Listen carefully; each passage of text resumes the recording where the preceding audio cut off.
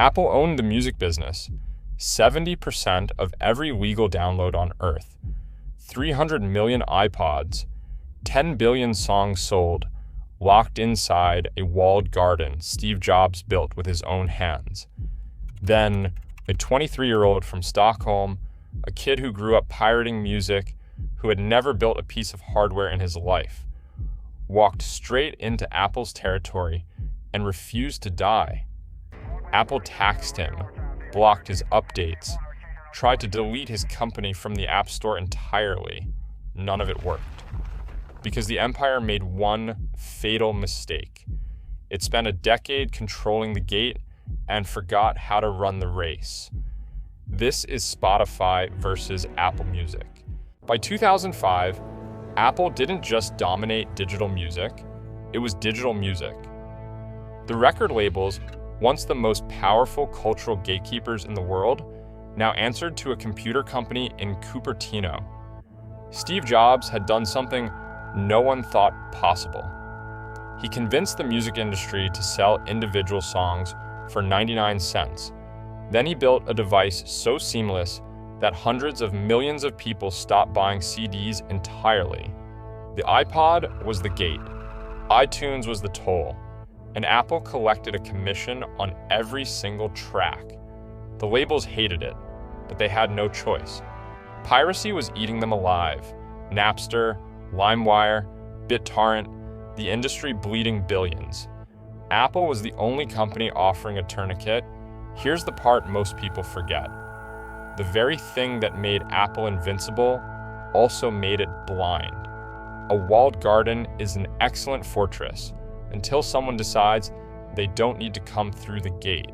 Daniel Ek was the wrong person to threaten, a Swedish kid who taught himself to code at 14. By 16, he was building websites for local businesses. By 21, he was running a marketing tech company, pulling in $50,000 a month. He was rich before he could legally drink in America. But Ek understood something the record labels didn't. Piracy wasn't a moral failure, it was a product failure.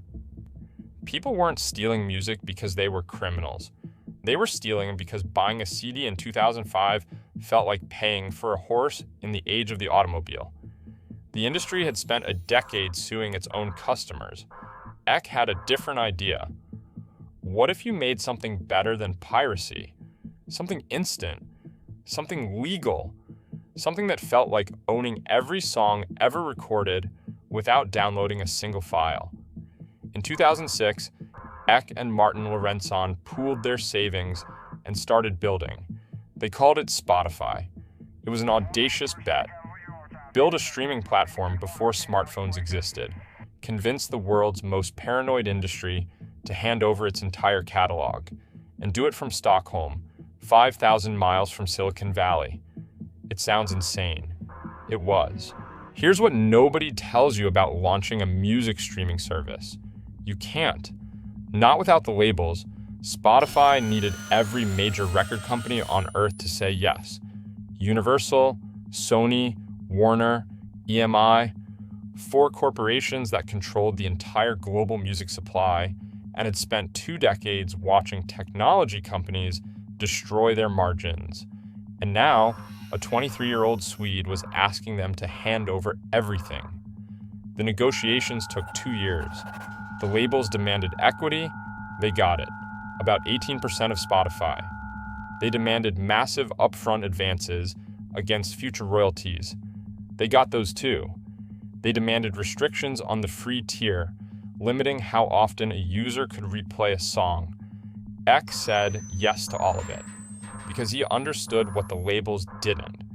The free tier wasn't a cost, it was a weapon. Every free user was a pirate who had stopped pirating. Every free user generated data, taste profiles, listening patterns, algorithmic insight. And every free user was one frictionless step from paying $10 a month forever. Spotify launched in Europe in 2008. It took 3 more years to reach American ears. When it finally landed in the US in July 2011, it offered 6 months of unlimited music, no ads. Apple was watching. But here's the part that matters. The real war hadn't even started. And when it did, Apple would try 3 separate ways to strangle this company to death. Keep that in mind. By 2014, Spotify wasn't a startup anymore. It was a threat. 22 million paying subscribers, 68 million free users, live in 58 countries, and the iPhone, the device Apple controlled, was Spotify's single most important platform. This is where it gets dangerous. Apple collected 30% of every dollar spent inside any iPhone app. Subscriptions, purchases, everything. The same rule for everyone. But Spotify was burning money. Licensing ate 70% of revenue. If a user subscribed through the iPhone app, Apple took a cut of every payment forever. The economics were almost impossible. So Spotify did something Apple couldn't stop. It moved subscriptions to the web. Users downloaded the free app, then got an email, a link, a website where they paid Spotify directly, and Apple got nothing. Small move. Technically allowed. Completely legal. Apple noticed. And the empire began to realize this Swedish startup wasn't just competing. It was running a completely different race. Spotify didn't need to own the device or the operating system. It just needed to work everywhere. iPhone, Android, desktop, car, smart speaker. Every surface, Apple owned the gate. Spotify owned the road. May 2014. Apple makes its move. The company buys Beats, headphones, and streaming platform for $3 billion. The largest acquisition in Apple's history. The press focused on the headphones. They missed the point entirely. Apple wasn't buying hardware. It was buying a streaming service and 2 men who could open doors even Tim Cook couldn't. Jimmy Iovine, the legendary producer behind Springsteen, Petty, and U2, and Dr. Dre. These men had something Apple desperately needed: relationships.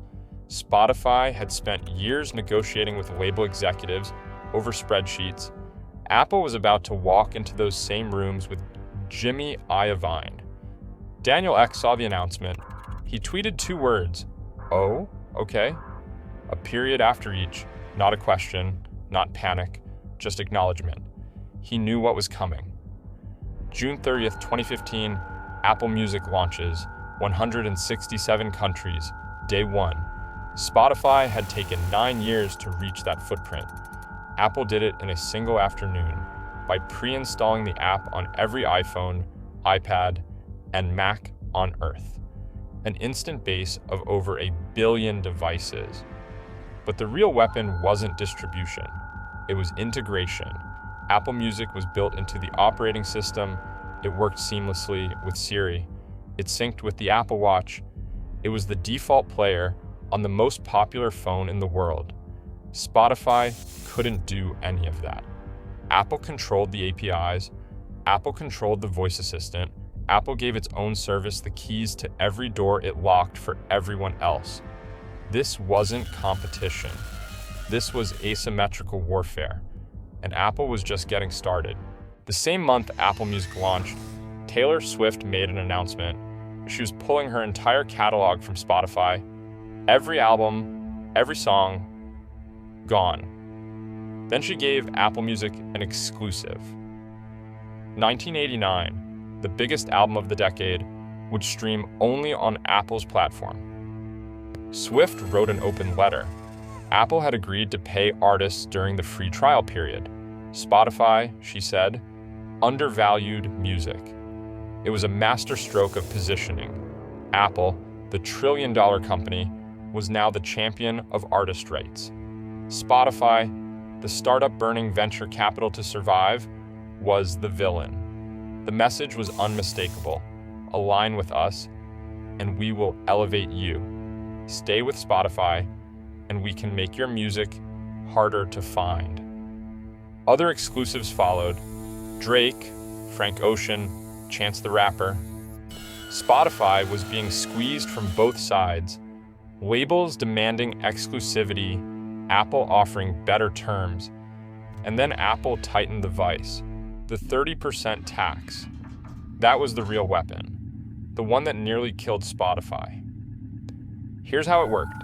Apple required every developer to use Apple's payment system for in-app purchases and took 30% of every transaction. Not negotiable. For most apps, annoying. For Spotify, existential. Every dollar a user paid through the iPhone app meant 30 cents went straight to Apple, the parent company of Spotify's biggest competitor. Apple could then use that money to subsidize Apple Music. Lower prices, bigger exclusives. Spotify was literally funding its own destruction. And Apple had another rule. You couldn't tell users about cheaper ways to pay. No link in the app, no mention of a website. Not even the words, "sign up on our site to save money." A gag order backed by the most powerful technology company on earth. Then, in 2015 and 2016, Apple tried to finish the job. Blocked updates, rejected features, delayed bug fixes. Every time Spotify submitted a new version, Apple found a reason to say no. A payment screen it didn't like. A guideline Apple Music itself ignored every single day. Each rejection forced Spotify to waste engineers rebuilding features Apple had already approved. And then, the explicit threat. Comply with the 30% tax, or Apple would remove Spotify from the App Store entirely. 100 million iPhone users? Gone? That was the kill shot. For most companies, this is where the story ends, but Spotify had something Apple didn't. A strategy. March 13th, 2019, Daniel Ek publishes a blog post. The title, "Consumers and Innovators Win on a Level Playing Field." Then he goes further. He launches an entire website, timetoplayfair.com. It's not a legal document. It's a declaration of war. The site lays out Apple's behavior in plain language, the 30% tax, the blocked updates, the silenced communications, the fact that Apple Music gets Siri, HomePod, and Apple Watch, integrations Spotify is denied. And then Ek does something genuinely dangerous to Apple. He files a formal antitrust complaint with the European Commission. Not a lawsuit, not a press release. An official complaint with the world's most powerful regulator, alleging Apple abused its dominant position to crush competition. The Commission opens an investigation. Apple's worst nightmare, regulatory scrutiny of its App Store monopoly, is now happening. And a music streaming company from Sweden is the reason why. It sounds small. It changed everything. March 4th, 2024, 5 years after the complaint, the European Commission issues its final ruling. Apple's behavior is unlawful. The 30% tax, the gag order, the systematic denial of integration, while Apple Music enjoyed full privileges, all of it. The penalty, 1.84 billion euros, nearly $2 billion. The fine itself was symbolic. Apple makes that much in about 4 days, but the ruling was not. The Commission ordered Apple to stop, to remove the anti-steering rules, to let Spotify tell iPhone users where to pay. For the first time in 15 years, Apple's walled garden had a crack in the foundation. Spotify hadn't just survived the empire's assault, it had won. By 2026, Spotify had 290 million paid subscribers. Apple Music, with all its integration, all its billion-device head start, had barely a third of that. Here's the lesson. Apple's fatal flaw wasn't arrogance or greed or even the tax. It was the walled garden itself. When you control the gate, you stop learning how to run.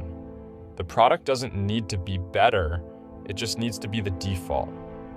Spotify couldn't control the gate, so it built a better road, it worked everywhere. It learned from every user, its algorithms got smarter while Apple's got complacent. Apple fought a platform war, Spotify fought a product war, and product wins.